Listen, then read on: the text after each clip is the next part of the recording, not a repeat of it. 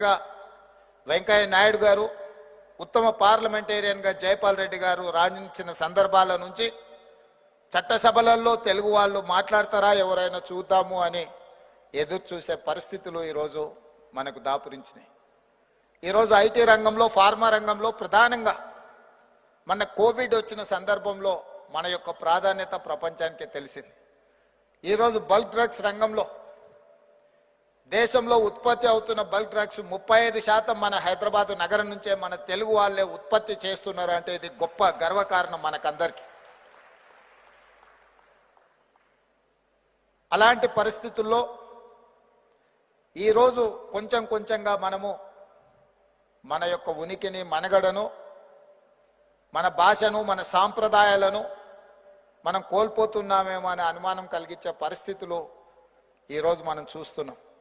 అందుకే ఇలాంటి సభలు, సమావేశాలు ఏర్పాటు చేయడం ద్వారా మన యొక్క బాధ్యతను గుర్తు చేసుకునే విధంగా, బాధ్యత కలిగిన వాళ్ళు బాధ్యతాయుతంగా వ్యవహరించే విధంగా మనం విధి విధానాలను ఖరారు చేసుకోవాలి. ఈరోజు సినిమా రంగంలో తెలుగు వాళ్ళు ఈ మధ్యకాలంలో దేశ సినిమా రంగాన్నే కాదు హాలీవుడ్తో పోటీ పడే విధంగా మన వాళ్ళు రాణిస్తున్నారు. ఈ ఒక్క విషయంలో మనం మిగతా వాళ్ళకంటే ముందు భాగంలో ఉండి తెలుగు సినిమా రంగం ఈరోజు చాలామందికి దేశంలో ఆదర్శంగా నిలబడ్డది.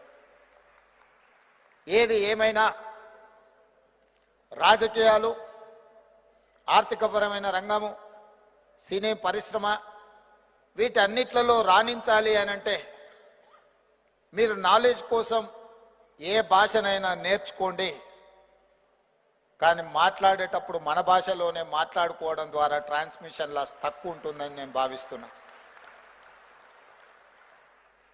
నేర్చుకున్నప్పుడు కానీ మాట్లాడినప్పుడు కానీ మాతృభాషలో మాట్లాడడం ద్వారా ట్రాన్స్మిషన్ లాస్ తక్కువ ఉంటుంది అని నేను సంపూర్ణంగా విశ్వసిస్తున్నా.